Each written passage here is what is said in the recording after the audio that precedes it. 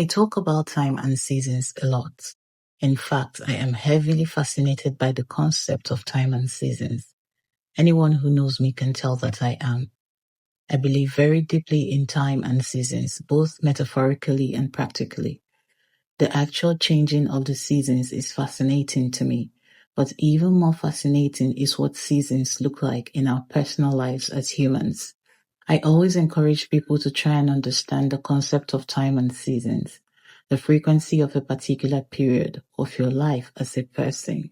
Because sometimes when you don't understand the season you are in, you will spend all your energy pushing against the frequency, theme, or energy of that season instead of aligning with it in a way that enables you to make the most of it. You have free will. Of course, you are a co-creator of your reality, but sometimes the frequency can't be argued with. It can only be surrendered to. You can't fight it off completely. This is especially true for the seasons of unpleasant, uncomfortable, and unwanted situations and experiences. You want things to change quickly. You push so hard against the frequency, and that only makes things worse for you. I believe in putting up a fight. I even believe strongly in manifestation. But sometimes the best thing you can do is to surrender to the energy of the time and season that you are in while still doing the work that is yours to do. You don't try to push against it. You just do your best to keep your head above water and stay hopeful because the season will change. That said, it's important not to expect that a certain season is going to take away all of your problems. No, it doesn't happen that way. As long as you're alive, there will always be responsibilities or things that come up for you to deal with, even as you're simply living and enjoying your life. There will always be something that requires our attention, effort, or care as human beings.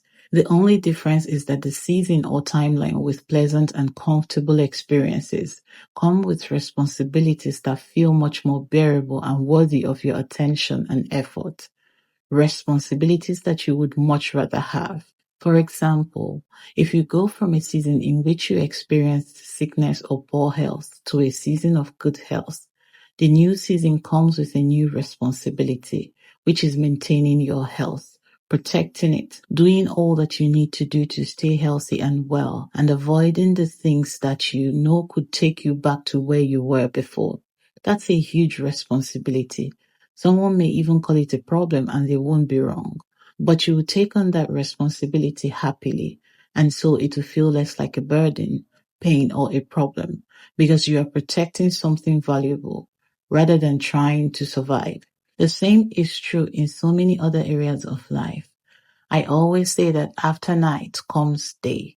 And metaphorically speaking, if you're in a night season, then inevitably the next different season has to be day. Because if it's still darkness, then you're simply still in the night season. But don't expect the day season to be free of challenges or responsibilities. It comes with its own responsibilities, its own challenges, and yes, if you want to use that word, its own problems. The difference is that they are often problems that you would gladly choose over the ones you had before. If you go from being single to being married, you will likely be happy that you're married, that you are no longer single, especially if you really wanted to get married. But marriage comes with its own responsibilities. You now have a relationship to nurture. You have a companionship to maintain. You will have to learn how to consider another person before making any decision. It sounds simple, but it's not always easy in practice. Sometimes you have to deal with the consequences or outcome of your partner's mistakes. You have a new set of responsibilities and problems.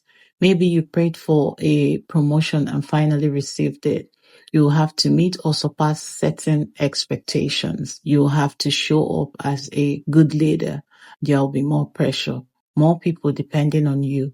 Again, new sets of responsibilities, but these are responsibilities attached to growth, expansion, and answered prayers. So when you're in a difficult situation or season and praying or hoping for a change, don't get lost in the belief that the next season is going to be the season where you finally have no cares, no worries, no problems, and no responsibilities. That season does not exist. We are alive. We are having a human experience. So each season comes with its own challenges and problems to be solved. Expecting a season or timeline to be all roses and sunshine is setting yourself up for disappointments and possibly more problems, because you won't take the time to equip yourself as best as you can to handle the challenges that could come with the new season you are calling in. Growth, expansion, success, and even peace aren't the absolute absence of problems. They come with problems and responsibilities that are much more worthwhile and aligned with the life or experiences we want for ourselves. When you have peace in your life and you are committed to maintaining it, sometimes you'll be required to put up a fight against anyone or anything that could be coming to hinder that peace or to create any form of chaos in your life. So the day seasons come with problems that are worth having. That's the only difference. So it's important for you to keep this in mind and equip yourself as much as you can for the possible problems that could come with the day season when it finally arrives. I just thought to put out this gentle reminder. Let me know what you think in the comments. Don't forget to like and subscribe and share this with someone who might benefit from hearing it. Until next time, look after yourself, okay?